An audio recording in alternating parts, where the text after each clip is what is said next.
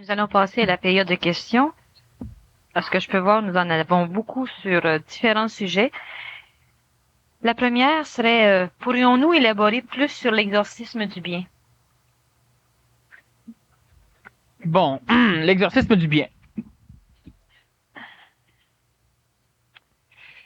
Bon, c'est la première fois, évidemment, qu'on parle sur la planète de l'exorcisme du bien. D'ailleurs, ça m'a surpris tout à l'heure quand j'en ai parlé.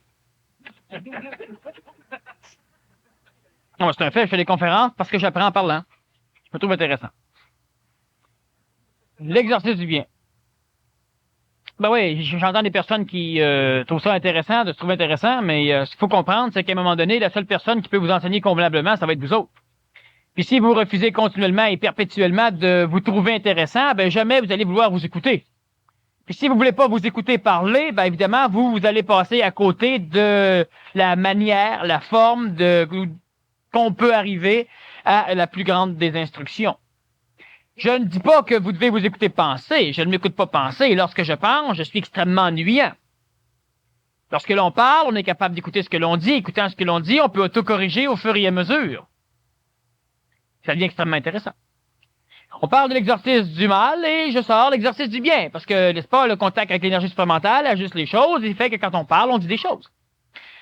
Exercice du bien, ben je me rends compte dans le 10 ans que ça a de l'allure à maudit, puis là, je vérifie par rapport à ce que j'ai déjà vécu, à ces médecins qui exorcisent les personnes, qui leur donnent des médicaments pour les rendre normaux, ceux qui sont trop vite. Ben, c'est effectivement un exorcisme du bien. Et par la suite, on va vérifier avec les maîtres, avec certains prêtres, avec certaines personnes qui, à un moment donné, sont en train d'avancer, et on vient vouloir les guérir. On veut les ramener à la normalité. Comment exorciser le bien chez l'humain? C'est de lui dire qu'il devrait cesser de se poser des questions. On exorcise déjà le bien. C'est comme de dire à un enfant, t'es ben trop curieux. Non, on devrait intelligenter sa curiosité, pas l'empêcher de l'être. C'est comme de dire à une personne qu'elle n'est pas normale. Bien souvent, lorsque l'on dit à quelqu'un qui n'est pas normal, c'est quand la personne essaie d'être elle. Alors on exorcise le bien. On veut faire en sorte que le bien chez la personne soit exorcisé pour être remplacé par quelque chose de plus bas, en vibration. Tous les phénomènes religieux, tous les phénomènes sectaires, tous les phénomènes moraux, tous les phénomènes nationaux, sont des exorcismes du bien et sont des exorcismes du mal. Et il faut comprendre qu'effectivement, ce qui va être le plus grand piège chez la personne transitive, ce sera les exorcistes du bien. Ceux qui deviendront exorciseurs du bien. Lorsqu'un être humain finit par dire que ça n'a pas d'importance de manger de la crème glacée pour déjeuner ou du steak, lorsque tu sens que ton corps a besoin de viande pour déjeuner, tu manges la viande, puis qu'un autre va dire, ben voyons donc, ça se fait pas ça. On mange des céréales le matin. Ben non, du pain avec des œufs. Ça, le gars, la fille qui dit ça est un exorcisme du bien. Celui qui, à un moment donné, décide de changer sa vie pour améliorer des choses, ben toute la famille vient l'exorciser. Alors, on exorcise le bien chez l'homme, chez la femme et chez l'enfant. Le plus grand frein dans la transition de l'homme nouveau vers de l'homme transitif vers l'homme nouveau, ce sont les exorcismes du bien. L'homme nouveau sera un exorciste, ça va de soi, parce qu'il aura la fonction et le privilège et la possibilité d'exorciser les choses plus involutives chez certains humains, non pas chez tous les humains, seulement chez ceux qui sont déjà en train de le faire et qui de toute façon vont y parvenir. Alors l'homme nouveau peut donner un coup de pied ou un coup de pouce. Chez la personne qui n'est pas en train de faire cet exorcisme, cet auto-exorcisme, ben, l'homme nouveau peut le faire, mais l'homme nouveau ne le fera pas. Pour la simple raison que l'humain reste libre d'être sur son chemin de conscientisation et d'avancer selon ce qu'il peut avancer. Lorsque l'être humain arrive à s'auto-exorciser, il devra affronter les exorciseurs du bien.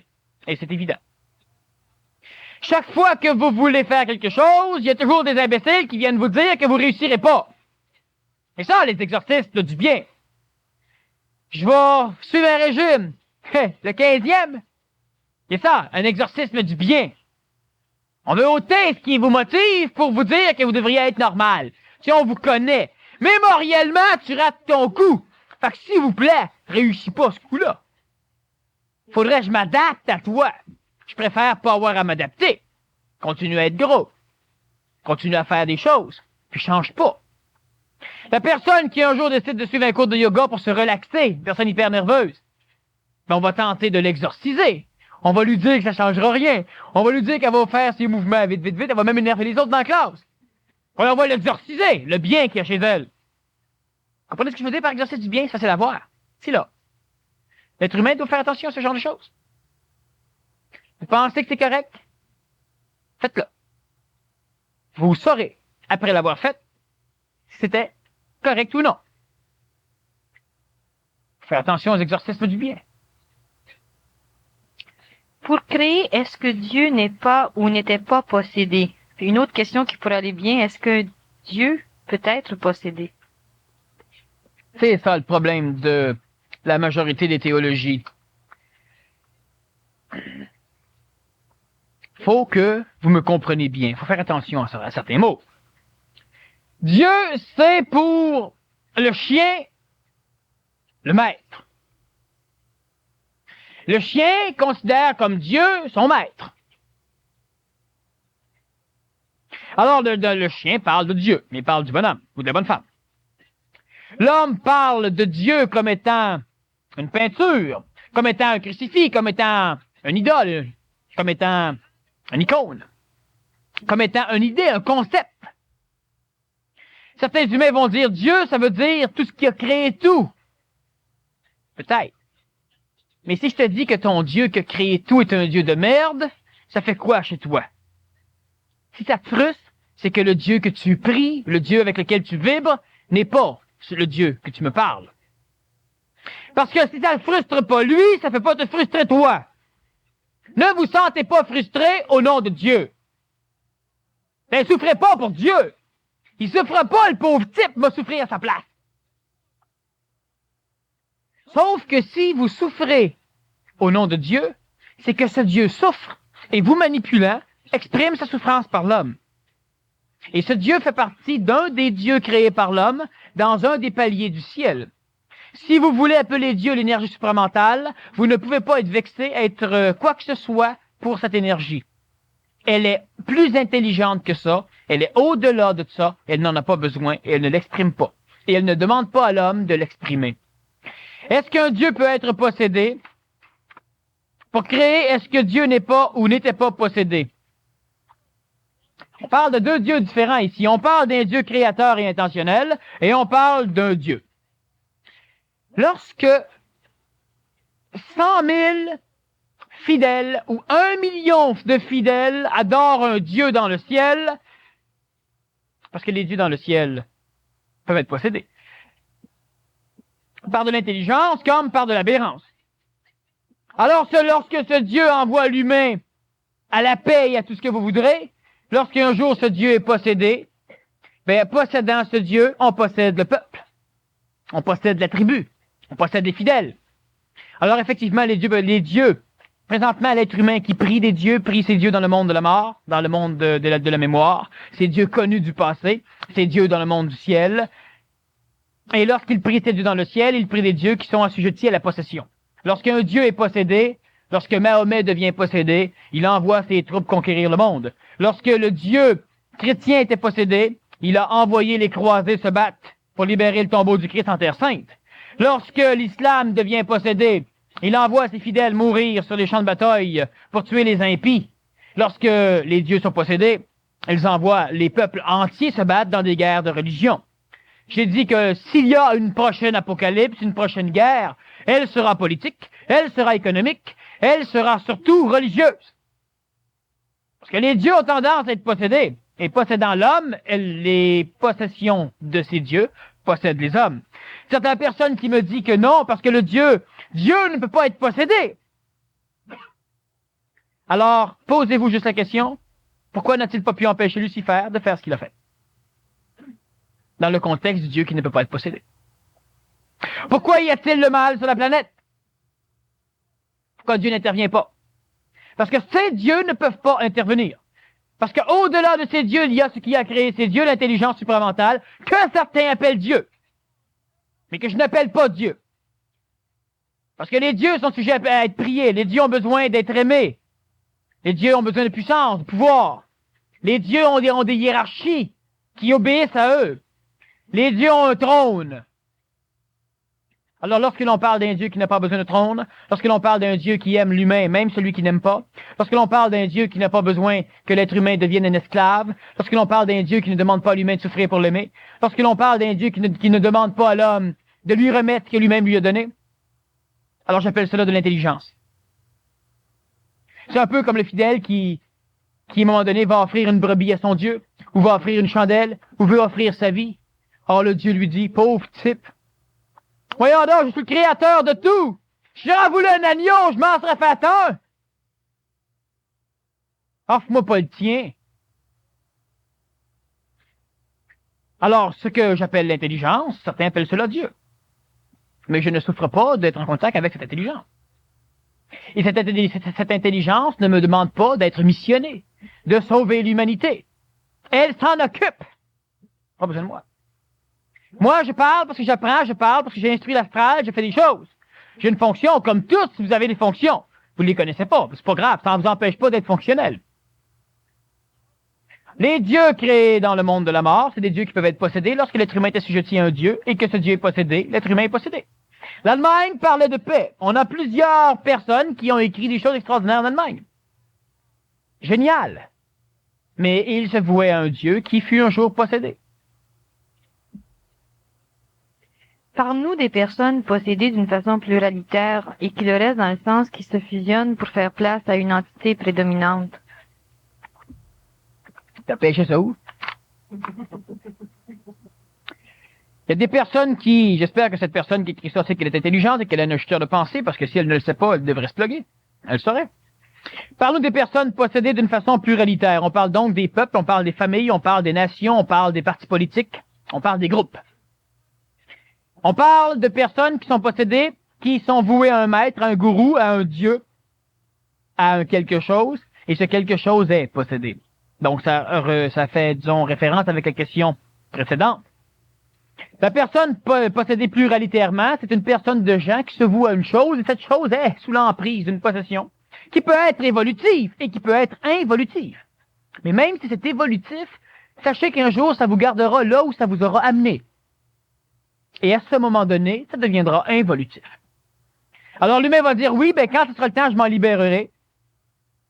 Plus on attend avant de se libérer d'une possession, plus c'est compliqué de s'en libérer. On peut travailler avec ce qui possède l'homme.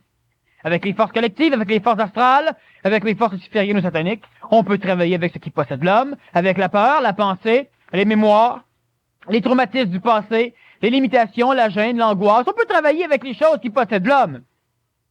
Mais on doit travailler en étant conscient que l'on travaille avec, et on doit travailler en étant conscient que nous faisons les choses qui sont écologiques d'être faites.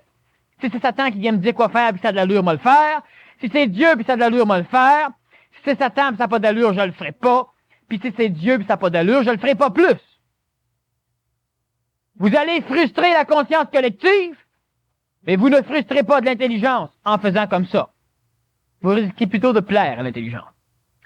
Les personnes possédées d'une façon pluralitaire et qui le restent, donc ceux qui à un moment donné meurent au nom de leur possession, dans le sens qu'ils se fusionnent pour faire place à une entité prédominante.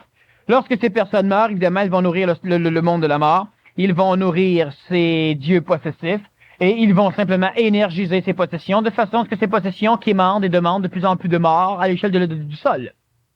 On a présentement certains phénomènes de terrorisme mondial. J'ai déjà expliqué l'intelligence du terrorisme international, mais l'on sait que ces personnes, pour être sauvées, leur Dieu leur demande de mourir sur un champ de bataille en tuant les infidèles. Donc tout ce peuple est voué à mourir, parce que la seule façon de s'en sortir est de mourir.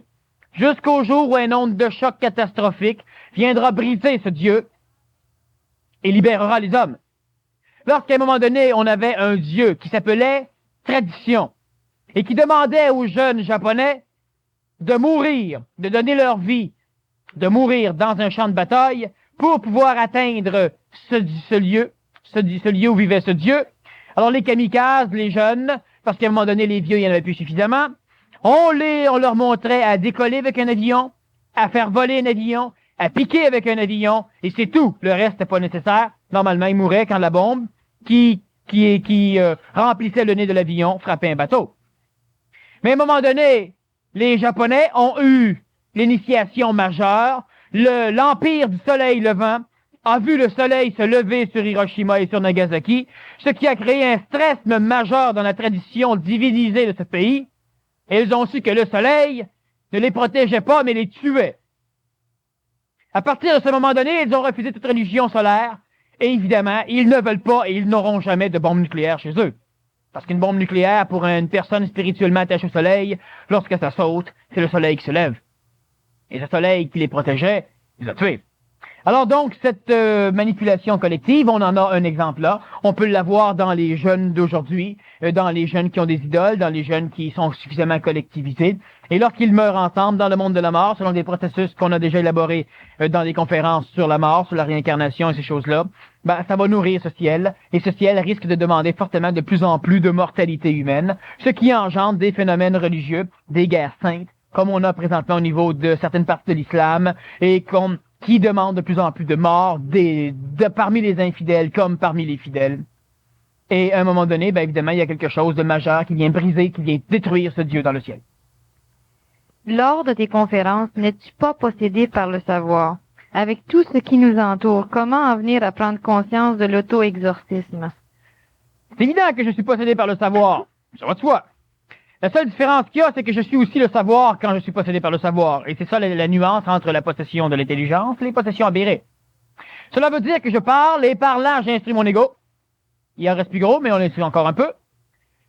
Par là, on peut en même temps voir la résonance de ce que l'on dit, ce qui permet à l'instantanéité qui habite l'homme, même si souvent l'humain ne le sait pas, l'instantanéité qui habite l'homme peut auto-gérer ce qui est dit, ce qui me permet, même si je suis possédé par de l'intelligence, de toujours vérifier si à un moment donné, l'intelligence ne deviendra pas quelque chose de con. Puis si un jour ça arrive, on va y botter le cul. Bon. Si ça arrive pas, continue à me taper dedans, puis ça marche. On apprend. Avec tout ce qui nous entoure, comment en venir à prendre conscience de l'auto-exorcisme? La semaine prochaine, on parle de culpabilité. Il faudra commencer par démolir la culpabilité pour comprendre cette chose. On va la démolir comment? Par certains mécanismes qui peuvent permettre l'instruction de l'ego pour faire en sorte que la partie qui se culpabilise chez l'ego puisse être mise à mort. Ça ne doit pas vivre dans l'humanité, la culpabilité. Ça pouvait vivre, c'était brillant, intelligent. Pas chez la personne transitive, puis pas au Québec. L'intelligence va remplacer la culpabilité. Vous savez comment s'appellent les 3 premières lettres de culpabilité? Ça devrait vous donner quelques petites suggestions. L'auto-exorcisme, qu'est-ce que c'est? Tout à l'heure, on l'a vu. Pour arriver à l'auto-exorcisme, comment faire pour différencier? Parlez! Vous devrez apprendre à parler toutes les conneries que vous avez à parler. Et vous écoutant parler, vous saurez que c'est con. Puis à un moment donné, dans ce qui est con, vous découvrirez que c'est pas con. Parce que l'homme n'est pas con, l'homme est intelligent. Sauf que l'être humain est assujetti à croire que ce qu'il pense et que ce qu'il fait, c'est lui. Dans le séminaire, je dis souvent aux personnes, vous pensez que vous êtes con? Et elle me répond oui. Parce que certaines choses que vous avez faites sont connes, elle répond oui. Alors je lui demande, si vous savez que c'est con, c'est peut-être parce que vous n'êtes pas con. Alors évidemment, elle découvre que peut-être c'est vrai. Si vous êtes capable de savoir que certaines choses que vous faites sont stupides, c'est que vous n'êtes pas stupide. Et c'est la preuve, encore une fois, que l'être humain est manipulé. Alors, l'auto-exorcisme, parlez. Vous pensez? Parlez. Le monde va penser que vous êtes fou. Parlez tout seul. Ben oui. Les forces manipulatrices de l'homme vont tout faire pour manipuler autrui de façon à ce qu'on vienne vous dire que vous n'êtes pas normal. Fait que devenant normal, vous allez penser dans votre tête, puis vous n'aurez pas de solution. Vous ne pourrez pas vous auto-exorciser. Alors vous allez dire, oui, mais moi je parle de l'enregistreuse, après ça je m'écoute. C'est pas ça que je veux dire. C'est pas ça que je veux dire. Vous devez apprendre à avoir une instantanéité d'observation, pas observer les mémoires de ce que vous avez dit, être capable de parler et de vous écouter. Ça demande une isométrisation cérébrale, ça demande certaines techniques que vous pourrez découvrir tout seul, techniques qu'on enseigne au niveau du PMC aussi, Ça demande de l'isométrisation cérébrale, ça demande suffisamment d'attention pour avoir une partie de votre cerveau qui va être capable de légiférer sur votre parole et une autre partie qui va être capable de légiférer sur votre audition, de façon à vous permettre d'être deux chez vous, ce qui sort, qui à un moment donné devient de l'énergie intelligente. Alors ne la pensant pas, vous ne la bloquez pas, ce qui fait que vous allez parler un peu plus rapidement, mais vous allez aussi apprendre à articuler pour pouvoir vous permettre de comprendre ce que vous bavassez à une vitesse folle. Et à un moment donné, vous allez être capable d'écouter ce que vous dites. Vous allez être capable d'observer. L'observation instantanée, c'est de l'auto-exorcisme. On ne peut pas vous posséder parce que vous vous possédez. Lorsque l'homme est son seul maître, bien évidemment, on ne le maîtrise plus. L'intelligence sort, vous observez. C'est ça, c'est ça, c'est ça. Ah, c'est pas ça. Mais vous continuez à expliquer sur ce que c'est pas ça, puis vous savez pourquoi, puis vous continuez à apprendre. L'auto-exercice, je le dis là. Bon. Vous arriverez un jour à le faire de toute façon, que vous le vouliez ou non. De plus en plus, l'être humain veut parler, il veut plus écouter les autres. C'est bien. Il n'y a plus d'écoute, tant mieux.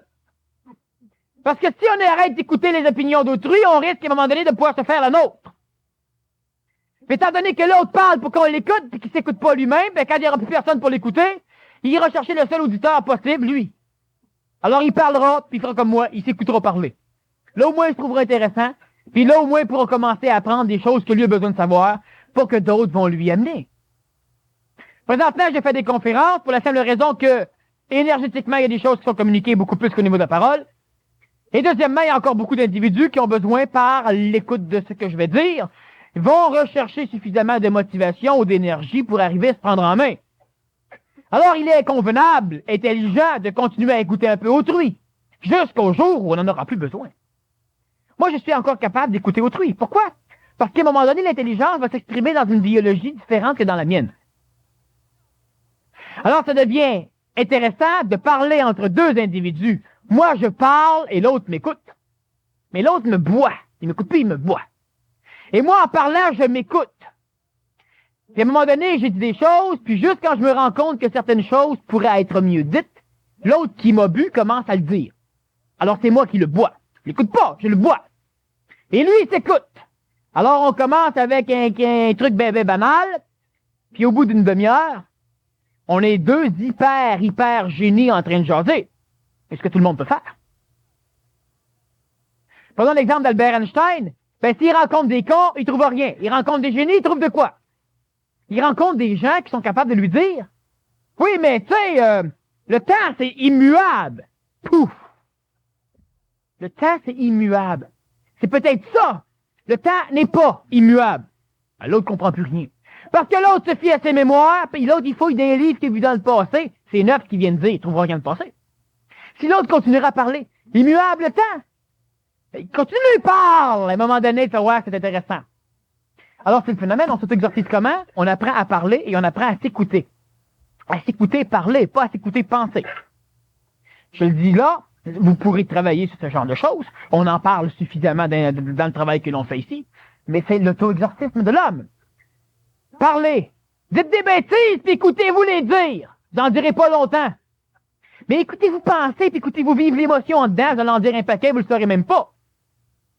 Vos paroles ont dépassé votre pensée. C'est faux. Vos paroles ont dépassé votre pensée avant que votre pensée devienne manipulée, devienne en colère, puis commence à vomir par la parole ce que vous disiez. Mais si vous observez ce que vous dites, réglez. Vous éduquez quelqu'un, observez quand vous y parlez, et vous rendre compte que bien des affaires ont changé. Là, vous allez dire, oui, mais ce que j'aimerais dire, c'est pas conventionnel, c'est... Mais non, c'est normal, ça vient de toi, ça peut pas venir des autres. Donc, ce sera naturel, mais pas normal. Puis les autres, qu'est-ce qu'ils vont penser? Il est temps que quelqu'un le botte les fesses. Qu'est-ce qu'ils vont penser? Ils penseront ce qu'ils vont être manipulés à penser. Mais c'est pas une raison pour vous empêcher d'évoluer.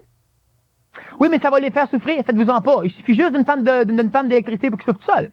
Il suffit que les Canadiens perdent pour qu'ils souffrent. Alors, ils n'ont pas besoin de vous autres pour souffrir.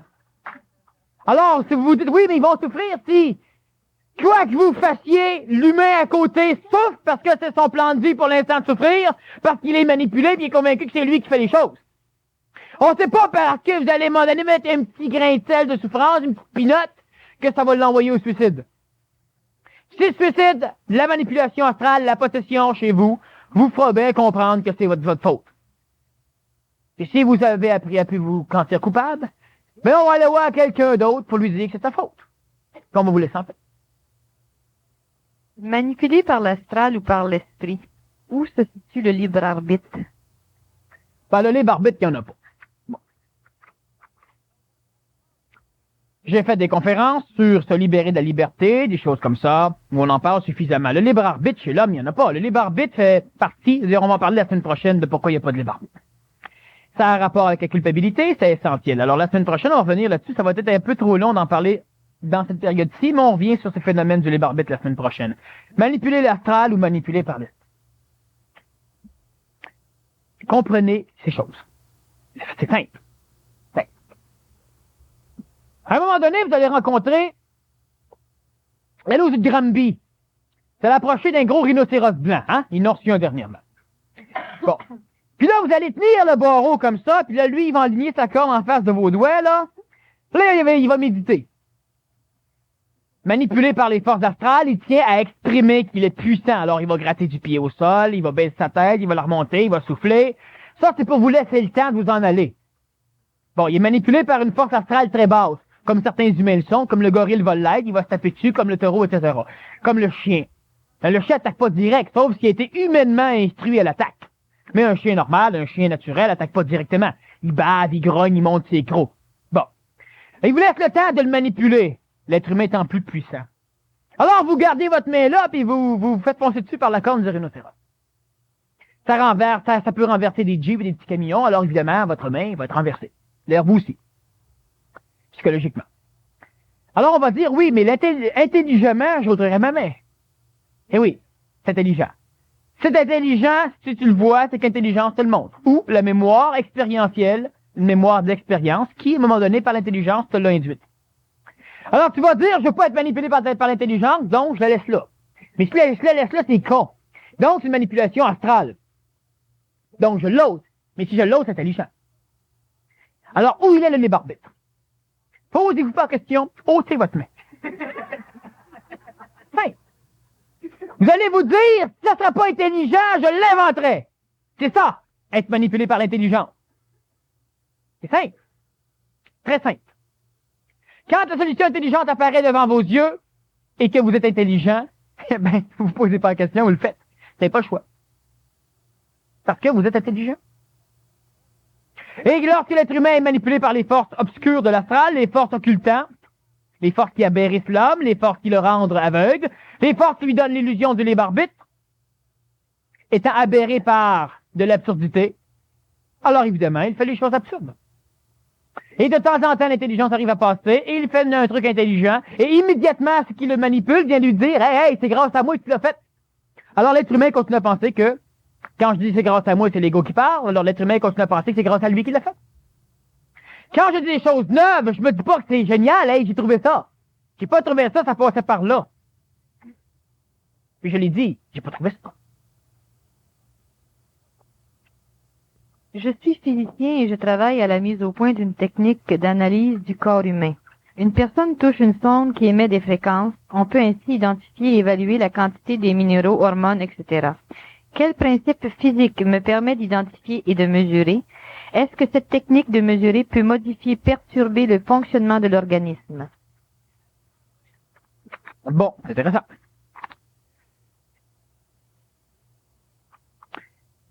La personne doit continuer à faire le travail qu'elle fait là, mais elle doit prendre un théorème nouveau. Le meilleur appareil qu'on aura un jour sur la planète pour connaître l'univers, ce sera l'homme. À un moment donné, l'homme arrive à pouvoir détecter chez lui comme chez autrui ce que les appareils détectent. À un moment donné, l'homme arrive à prendre une pomme et il arrive à pouvoir connaître la constitution physique exacte de cette pomme, chimique ou atomique, et il en prendra une autre, et il saura laquelle qui va être le mieux pour lui.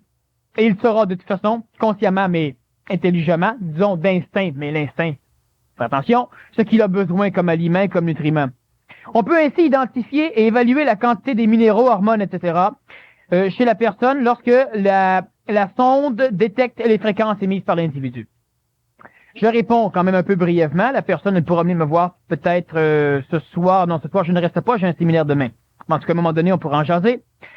Chaque minéraux, chaque hormone, chaque molécule atomique émet une onde de forme, c'est-à-dire qu'elle émet une perturbation spatio-temporelle qui va être traduite dans le temps et l'espace par un déplacement, ce qu'on appelle une vibration.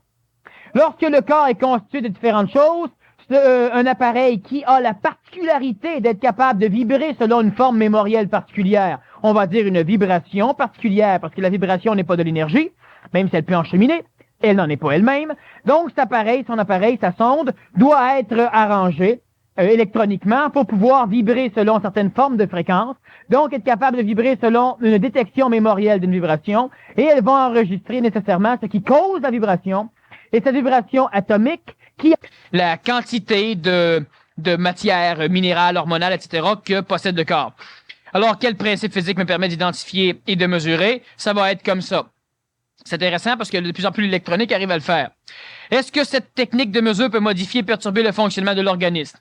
Ça ne peut pas le perturber, sauf évidemment si la sonde n'est pas quelque chose qui émet une onde qui par la suite traduit dans le corps physique et revient vers l'humain. Comme une onde radar, une onde sonore. Comme les champs électromagnétiques, ben c'est une aberration évidemment médicale. Alors si la personne n'émet pas une onde qui revient, elle ne perturbe en rien le phénomène de l'organisme. Et si elle ne fait que détecter, il n'y a pas de problème. Quel rôle joue la pensée de l'homme dans sa sexualité? La pensée de l'homme n'a-t-elle pas saboté l'instinct sexuel plutôt que de la laisser muter? Quelle est la nature de la fonction de la sexualité chez l'homme nouveau? Bon, la dernière partie de la question, j'ai déjà fait une conférence intitulée « La sexualité de l'homme nouveau ». Je crois qu'on pourra y faire référence si on veut avoir beaucoup de renseignements. Quel rôle joue la pensée de l'homme sur la sexualité? La sexualité de l'être humain est apparue lorsque le temps pour le corps physique, d'un temps luciférien, un temps, disons, on parle de la création de l'homme et de la femme dans la Bible, on en a donc vers cette époque, où l'énergie vitale, l'énergie sexuelle, qui est une forme expressive de l'énergie vitale, qui gère la structure génétique dans les nucléoles de nos cellules, des noyaux cellulaires, qui va gérer les liens qui vont permettre à différentes protéines, à différents sucres de créer une chaîne, la chaîne d'ADN que certains connaissent bien. Et lorsque cette énergie vitale a dû, à un moment donné, créer un cortex cérébral, une intelligence, un cerveau associatif et un centre laryngé pour permettre la parole. Le centre laryngé, c'est un phénomène d'énergie vitale qui permet la coordination des muscles respiratoires, des muscles de la gorge, de la langue, des joues, de la bouche et des cordes vocales pour permettre la phonation. Hein? On pense que c'est les cordes vocales qui nous font parler. Ouais, mais il faut aussi que tu respires en fonction. Il faut que ta langue, tes joues se promènent, etc., etc. Lorsque cette énergie a monté vers ce niveau pour créer ce cerveau et ce centre laryngé, l'être humain qui était hermaphrodite, donc, a commencé à manquer d'énergie vitale. L'énergie vitale ayant été scindée en deux. Il est devenu sexuel. Deux êtres humains devaient s'accoupler pour fonder un enfant. Créer un enfant, engendrer. Alors, là, le rôle de la pensée de l'homme, bien évidemment, la pensée a commencé à pouvoir jouir de ce cortex.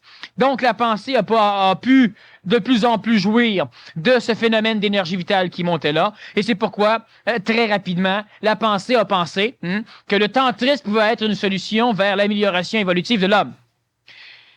L'être humain est manipulé par les forces astrales. C'est évident que si l'énergie sexuelle grimpe et marche librement chez l'homme, donc si l'être humain n'a pas trop de perturbations sexuelles, s'il n'a pas trop de relations sexuelles, par exemple, relations avec lui-même chez l'homme et chez la femme, comme avec d'autres personnes, hein, parce que la masturbation, c'est une relation sexuelle. Alors, si l'homme n'a pas trop de relations sexuelles, ben évidemment, son cerveau pourra se développer un peu plus, son centre laryngé aussi. Donc, il y a intérêt intelligent à ce que l'être humain n'ait pas trop de relations sexuelles. Premièrement, il devrait engendrer, lorsqu'il a cellularisé son évolution, lorsqu'énergétiquement, ce qu'il a acquis a muté les gènes cellulaires pour que ses enfants puissent bénéficier de son évolution, ce qui n'est pas toujours le cas et ce qui n'a jamais été le cas dans l'Antiquité. Et l'être humain doit conserver suffisamment d'énergie sexuelle pour pouvoir continuer son évolution améliorative.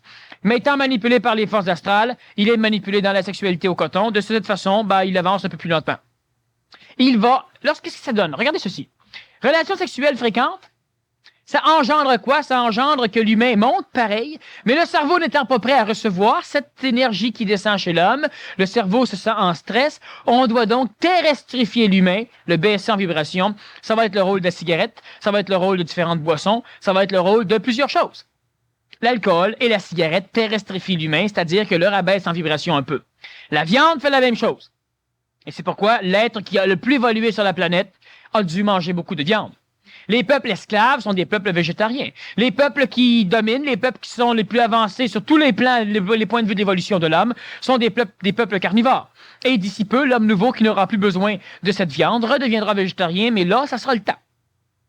Quelle est la nature de la fonction de la sexualité chez l'homme nouveau? Donc, faire référence à la conférence peut-être sur la sexualité de l'homme nouveau, et on verra que la sexualité chez l'homme nouveau se fait sur... Enfin, c'est bien différent de ce que l'on connaît présentement. C'est sûr que pour avoir un enfant, ça va être pas mal pareil. L'homme nouveau n'a pas d'émotion ni de pensée, si je comprends bien. Il n'est qu'un canal utilisé par l'énergie supramentale pour s'exprimer. Est-ce que le rôle de l'homme est de devenir un canal? L'homme est déjà un canal qui laisse passer de l'énergie astrale, de l'énergie mémorielle, l'énergie du passé. Le rôle de l'homme, ce n'est pas d'être un canal. La partie terrestre de l'homme, la partie terrestrifiée, celle que vous connaissez, est là pour fonction d'être un canal pour vous-même, que vous ne connaissez pas dans le point de vue terrestre, pour votre esprit, pour vous-même, du point de vue de l'intelligence.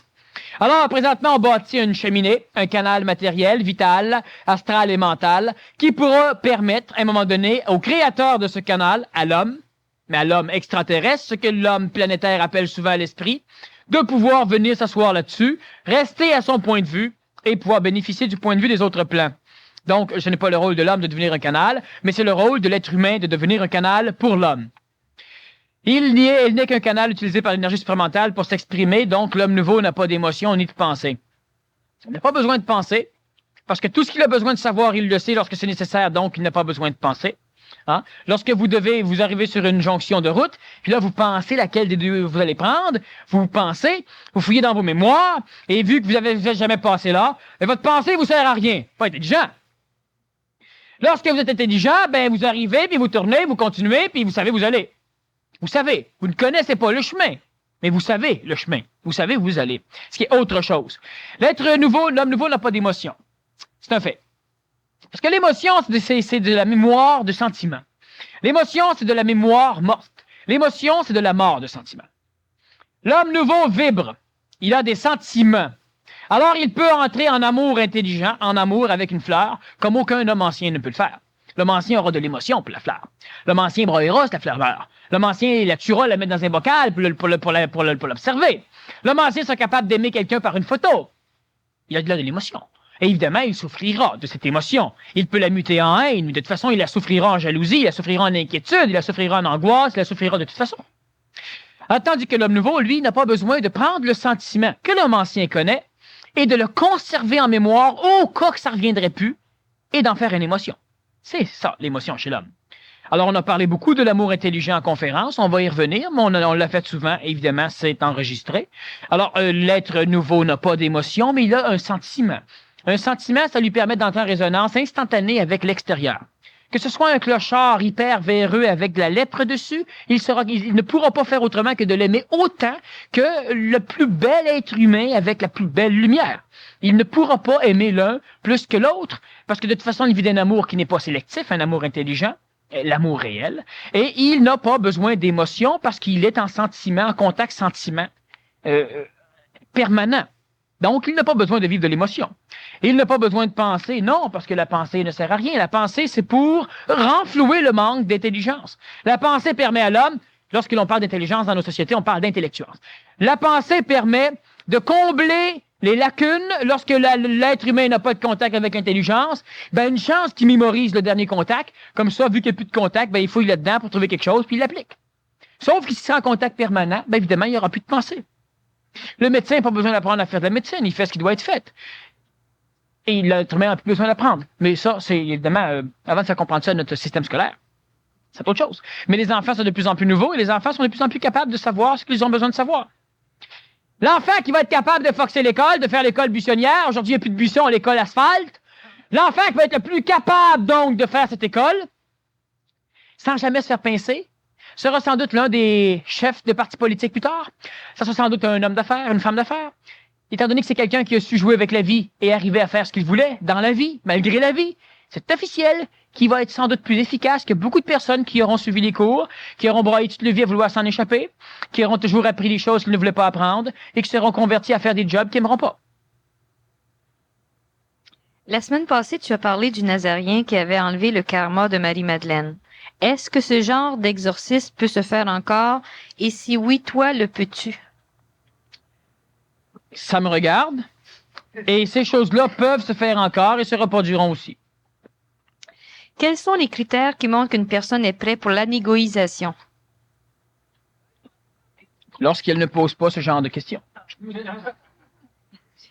Quand tu réalises que des pensées te viennent à l'esprit sans que tu les demandes, qu'est-ce qui se passe? Et faut-il réagir ou seulement comprendre, Serge?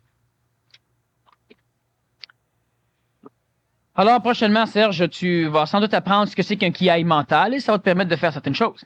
Lorsque les pensées viennent à l'esprit de l'homme, il faut que l'homme change. Si la pensée qui vient à l'esprit de l'homme est une pensée qui permet à l'homme de dormir, une pensée, un rêve que l'on cristallise pour pouvoir s'en aller, une pensée qui instruit, c'est pas trop pire. Sinon, Serge, tu vas simplement devoir changer ta vibration corporelle.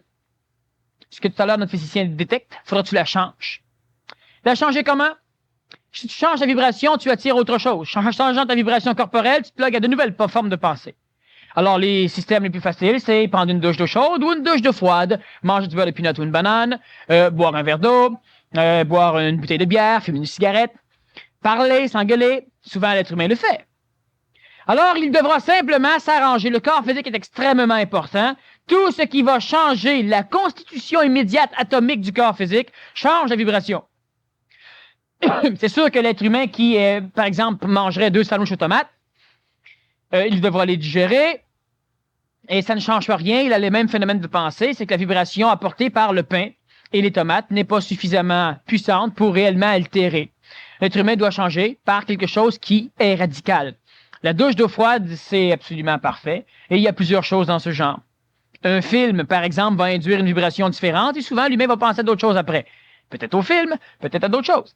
Et souvent, on aura la sexualité qui change la vibration du corps par la relation sexuelle. Alors, bien souvent, on va passer des problèmes psychologiques, des problèmes de pensée par la relation sexuelle ou la masturbation. Évidemment, la drogue change la consonance vibratoire du corps, change aussi la pensée. Ce sont des choses qui détruisent en même temps le corps. Alors, ce n'est pas par ce chemin qu'on doit fonctionner, mais on doit simplement comprendre que changeant la constitution moléculaire du corps, on change automatiquement la pensée. Donc, il suffit de trouver quelque chose qui entre en résonance avec notre corps, assez qu'à un moment donné, l'humain trouvera. Ça peut être bon pendant un laps de temps, mais on doit savoir qu'on doit changer les choses. Une manière, une technique qui va lui permettre de changer sa pensée à volonté, de s'en aller vers une pensée qu'il aime plus. Certaines personnes qui ont des mauvaises pensées vont regarder une photo, vont penser à quelqu'un, un maître ou même quelqu'un qu'ils aiment. Ça change la pensée. Alors, on doit trouver quelque chose pour changer la pensée. Je vis avec une personne alcoolique. Par rapport à moi, elle est satanique. En vivant le phénomène, puis-je évoluer et comment? Bon, la personne par rapport à toi, elle est satanique. Toi, par rapport à elle, tu es yavique. Ça va de soi. Comment, en vivant le phénomène, puis-je évoluer et comment? Oui. Simplement en observant. En observant la mécanicité qui permet à l'humain alcoolique d'être manipulé. Parce que l'humain qui est alcoolique est manipulé par des forces relativement basses, qui peuvent être spirituelles comme qui peuvent être sataniques. La personne peut parler avec. Elle doit apprendre aussi à voir de quelle façon on se sert de l'alcoolique pour la manipuler, de façon à ce qu'elle ne poursuive pas son chemin. Un individu pourrait dire, oui, mais si je m'en vais, ça solutionne tout. Si tu es prêt à t'en aller, ça solutionne tout. Et bien souvent, tous les problèmes que tu as avec elle, en t'en allant, tu les auras avec d'autres choses. Donc, tant qu'elle est à apprendre ailleurs, autant rester avec. Alors, la personne peut s'observer et observer de quelle façon toutes ces choses-là la forcent encore à être manipulée. L'un des axiomes du PMC, c'est que l'homme doit être son seul maître. Être son seul maître, ça ne veut pas dire vivre en plein désert. Ça veut dire être capable d'être dans n'importe quelle situation événementielle, dans n'importe quel événement, et d'être son seul maître. Alors l'alcoolique vient vous vomir sur les souliers, ça ne vaut pas la peine d'être en colère. Ça ne vaut pas la peine d'être quoi que ce soit. Ça vaut la peine d'essuyer les souliers. Ça vaut la peine d'ôter peut-être les pieds. Ça vaut la peine de travailler avec l'alcoolique, mais ça ne vaut pas la peine d'exprimer des émotions que l'être humain appelle normales, comme la colère, comme l'écœurement, comme etc. C'est une perte d'énergie.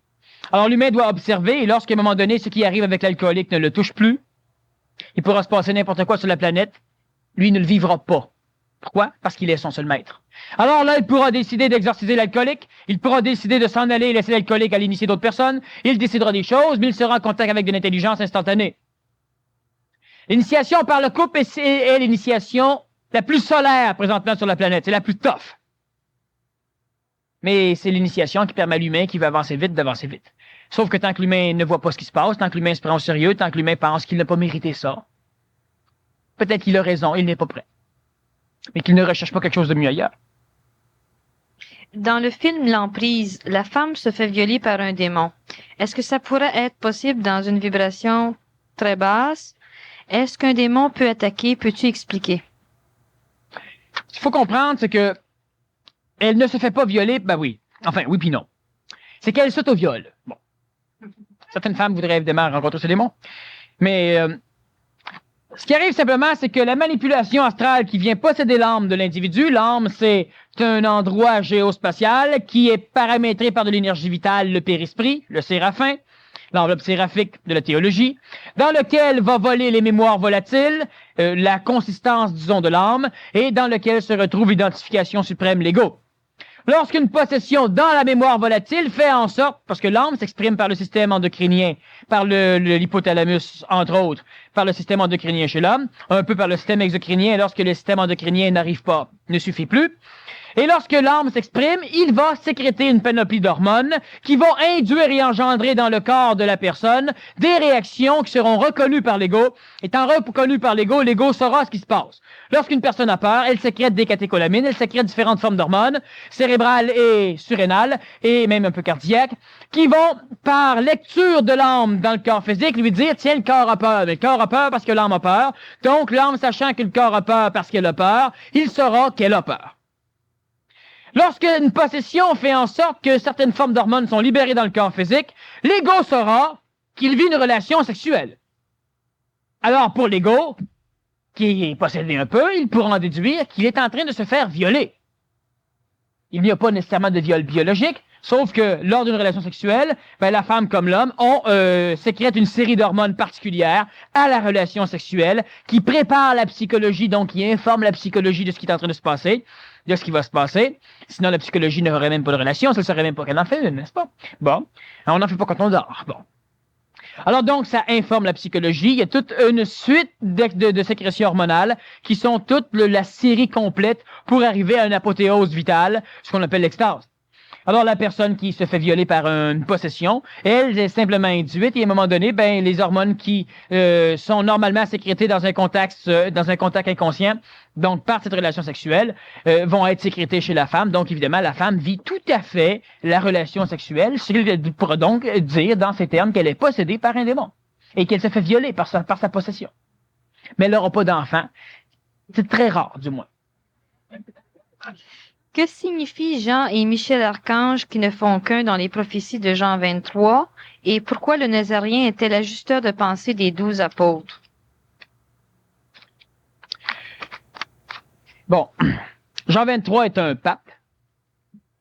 Est un pape l'un des rares papes d'ailleurs, qui a amené des prophéties, c'est-à-dire qui a su transmettre dans la coloration parabolique de l'intelligence supramentale. L'un des rares. L'archange est un nom intéressant. L'archange, c'est une phénoménologie évolutive qui n'a pas rapport au monde de la mort, donc qui ne provient pas du ciel. L'archange est un phénomène qui n'est pas tout à fait melchisédien, c'est-à-dire qui ne fait pas référence à Melchisédek, les catalyseurs d'évolution qui ont aidé Moïse, qui ont aidé d'autres personnages sur le plan terrestre. Et les archanges sont une coloration, disons, un nom théologique, pour désigner une personnification hautement énergétique de l'énergie supramentale qui parvient jusqu'à l'être humain par le biais physique de certains gaz rares et qui peuvent finir par induire dans les hommes certaines connaissances supramentales qui vont normalement être communiquées, mais qui ne pourront pas transformer l'humain. Une intelligence melchisédienne sert de catalyseur d'évolution, donc elle ne sert pas nécessairement à communiquer les choses, elle transforme l'humain avec qui elle a un contact. L'intelligence archangélique, c'est-à-dire l'intelligence qui n'est pas tout à fait melchisédienne, lui ne transformera pas nécessairement l'humain avec qui il va entrer en contact, mais permettra à l'humain de communiquer de l'information. L'archange est donc souvent appelé messager, tandis que le Melchisédek va être appelé catalyseur. Enfin, ils sont pas appelés comme ça, ils ne savent pas, mais c'est un catalyseur d'évolution. L'archange, ils savent que c'est un messager, c'est déjà ça. Jean et Michel, l'archange, sont le même phénomène. Pour la simple raison que selon la consistance spirituelle de celui qui entrera en contact avec l'archange, il le verra selon une tradition jonique et ou une tradition, disons, michaélique, dépendant des peuples, dépendant des races, dépendant des égrégores, par laquelle cet archange, cet informateur va pénétrer. Pourquoi le Nazaréen était l'ajusteur de pensée des 12 apôtres? Pour la simple raison que les 12 apôtres n'avaient pas de consistance biologique suffisamment avancée au niveau génétique pour pouvoir entrer en contact avec leur propre esprit. Donc, ils ne pouvaient pas ajuster leur pensée, ils avaient trop d'orgueil. Le Nazaréen, lui, avait la faculté vibratoire de permettre un ajustement de pensée à ses apôtres, à ses 12 principaux. Il en avait 13, dont Lazare était le 13e, mais Lazare, on n'en parle pas trop. Pourquoi? Parce que c'était le préféré du Nazaréen. C'est d'ailleurs Lazare qui a permis de finaliser l'initiation du Nazaréen, et le Nazaréen a permis à Lazare, évidemment, d'expérimenter le monde de la mort sans mourir, donc d'avoir un double éthérique et de se fusionner avec. Les 12 apôtres ne pouvaient pas s'ajuster eux-mêmes parce que l'ajusteur de pensée n'était pas présent à l'échelle de la planète. Le premier à être venu est celui du Nazaréen. D'ailleurs, il l'a gobé, c'est-à-dire qu'il s'est fusionné avec rapidement. Et par la suite, il a ajusté la pensée des apôtres. Présentement, vous avez tous un ajusteur de pensée, sauf que vous n'avez pas de contact conscient avec. C'est ce qui, à un moment donné, par l'initiation, se révèle. On finit par avoir un contact, on finit par prendre conscience que l'ajusteur opère chez soi. Or donc, le Nazaréen à l'époque devait ajuster les apôtres ayant trop d'orgueil, ils ne pouvaient faire de discernement entre les forces astrales et les forces supramentales. L'esprit. Est-ce que le fait d'être superstitieux implique que nous sommes possédés? Ça va de soi. Maintenant, il faut faire attention, à posséder, on va pas voir le prêtre où on se tape pas la tête ses murs. Mais si on s'attaque, on est possédant maudit. Le fait d'être possédé, c'est simplement de ne pas être autonome dans sa propre intelligence. Le fait d'être superstitieux, cela veut dire qu'on a peur, qu'on le veuille ou non, de quelque chose. Même si on dirait, oui, mais c'est con. Tous les fois que faut que je ferme les rideaux le soir quand je me couche, parce que j'ai l'impression que, je l'ai déjà parlé, il y a des personnes qui mettent pas le cul en dehors de leur lit, parce que, bon, effectivement, ce sont des possessions. Les phobies sont des possessions, etc. Elle est possédée.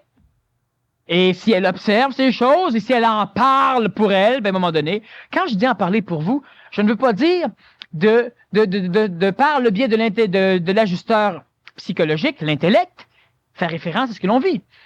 Oh, c'est con d'avoir peur. Je devrais pas avoir peur. Mais non, c'est pas ça que je veux dire. J'ai peur. J'ai peur qu'une chose atroce arrive. Écoutez ce que vous dites. Parce que si vous écoutez pas, vous allez vous auto-énergiser dans votre peur. Et si vous écoutez, il va s'en aller. Alors, on ne s'intellectualise pas notre phénomène. On parle dessus. On chemine avec la chose qui nous possède. On chemine avec, on ne la fuit pas. Cheminant avec, on va arriver à la comprendre, à la cerner, et elle va disparaître. Elle va disparaître jusqu'à la prochaine fois. L'être humain doit rester vivant parce que les forces d'involution, même si elles sont mémorielles, cheminent sur la vie. Donc, on ne gagne jamais pour l'éternité. On gagne. Et lorsque l'on est vivant, là, on peut dire qu'éternellement, on gagne. Mais on n'a pas gagné pour l'éternité. Quand Jésus a exorcisé l'homme qui s'appelait Légion et qu'il a envoyé les esprits qui le possédaient dans des cochons, l'homme ne s'appelait pas Légion. L'entité possessive s'appelait Légion. J'en ai parlé un peu dernièrement, juste avant la finalité de ta question, pour qu'on comprenne le phénomène.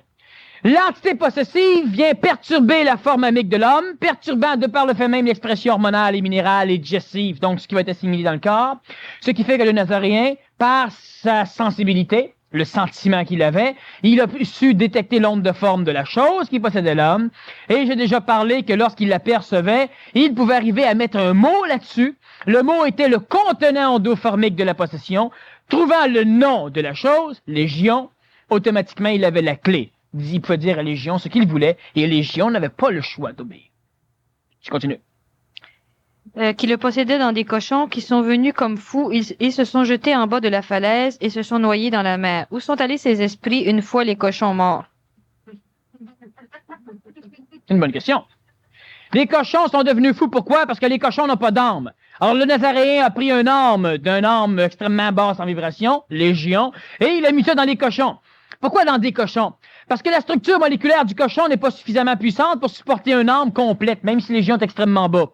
Donc, il a dû être supporté par plusieurs cochons. D'ailleurs, l'être humain est frère en esprit lorsqu'il a un faisceau d'esprit chez lui. Le corps de l'homme ne pouvant supporter un esprit, un faisceau espritique, il l'est pluralisé dans plusieurs individus. Dans le cochon, c'est le même phénomène. Les cochons sont devenus fous, ça va de soi, un cochon avec un âme, ça devient fou. Bon. Bien, c'est surtout l'âme dans le cochon qui se demande ce qu'il fait là. Le système endocrinien du cochon n'est pas le même que le sien. Le système cérébral non plus, il n'y a rien. Alors, il essaye de se gratter le nez, puis c'est la queue qui bouge, etc. Le cochon devient fou. Bon. Maintenant, ce qui est intéressant, c'est que le Nazaréen était génial.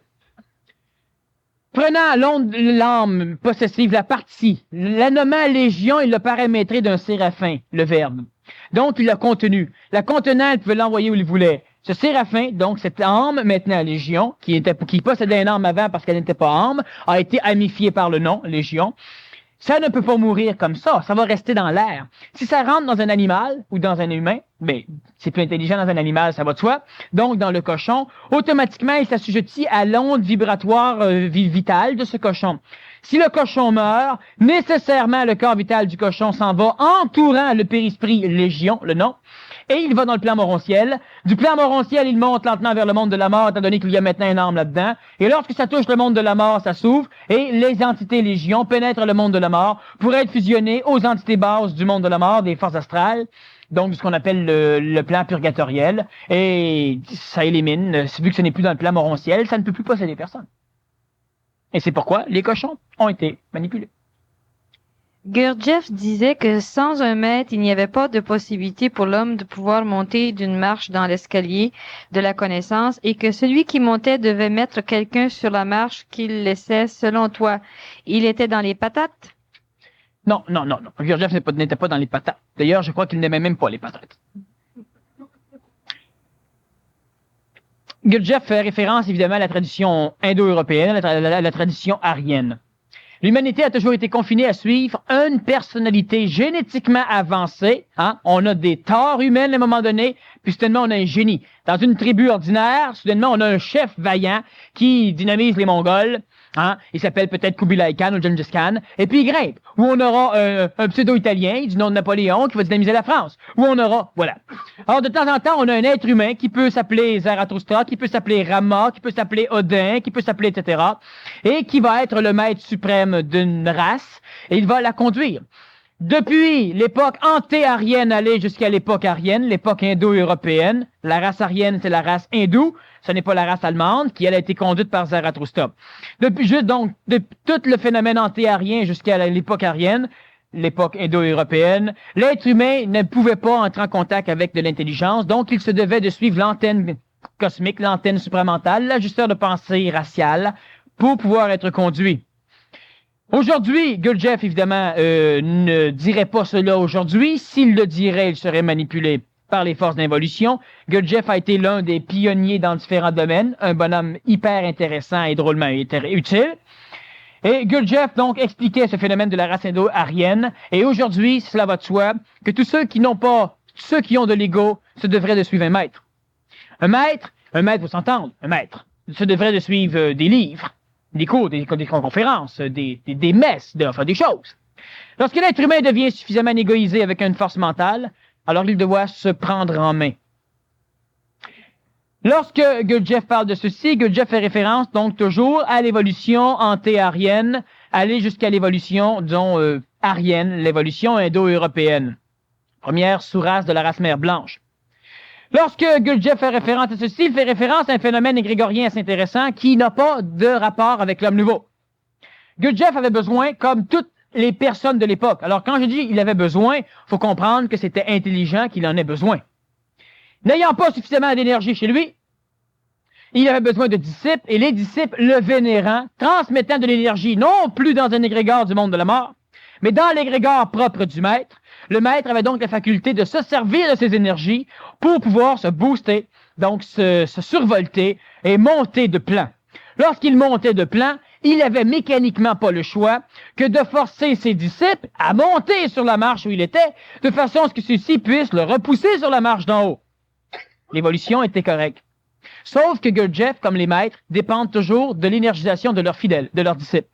Et le disciple doit toujours dépendre du maître. Le disciple attend que le maître évolue et les disciples poussent le maître à évoluer. Lorsque le maître a évolué, alors il ramasse sa gang avec lui pour pouvoir continuer à évoluer. C'est intelligent. À un moment donné, le maître arrive à un point où l'énergie ne provient plus du bas. Elle provient du haut. Alors il se rend compte qu'il n'a plus besoin des disciples. Alors là, le maître peut dire, je vais quand même continuer, pauvres autres. Et l'intelligence lui dit, non, pas pauvres autres. Ils ont bénéficié de ton ascension jusque-là, puis tu dis, pauvres autres. Non, à un moment donné, il y a un autre qui va prendre la place, et ils vont continuer, un par un, à pénétrer dans le monde de l'intelligence, où ils n'auront plus besoin du maître. Tu n'as plus besoin de dépendre d'autrui pour évoluer, et autrui ne dépend plus de toi. Donc, les erreurs que tu fais, autrui n'en souffrira pas, et les erreurs qu'autrui ferait, tu n'en souffres plus. Donc, Jeff évolue d'une façon géniale, et on en arrive à un point, à un moment donné, où l'humain doit passer à l'étape où il devra devenir son seul maître. Une dernière question. Quand allons-nous être dépossédés? Comment allons-nous nous en apercevoir? Est-ce que l'union ultime avec Dieu est une possession? Tu as déjà répondu un peu à la dernière, mais peut-être que les deux premières pourraient un peu faire le tour de notre sujet de ce soir. Comment allons-nous? Bon, quand allons-nous être dépossédés? On n'est pas dépossédé à jamais, mais on se dépossède éternellement. Lorsqu'on arrive à pouvoir parler, on devra évidemment commencer par attaquer la force maîtresse de la possession, la culpabilité. La semaine prochaine, démolir la culpabilité, démolir la possession. C'est un peu le même phénomène. Et on s'en aperçoit lorsqu'effectivement on arrive à être dans son intelligence, lorsqu'on ne sent plus de culpabilité, lorsqu'on ne sent plus de stress, de peur, etc. Bref, lorsque l'être humain n'a plus d'émotion, il est carrément dépossédé. Il y aura du sentiment. Alors voilà, la semaine prochaine, démolir la culpabilité. Si ça vous intéresse, venez, on va s'amuser. Alors, remercions Daniel Kem ce soir de nous avoir bien entretenus. Bonne soirée. En plus de la conférence démolir la culpabilité,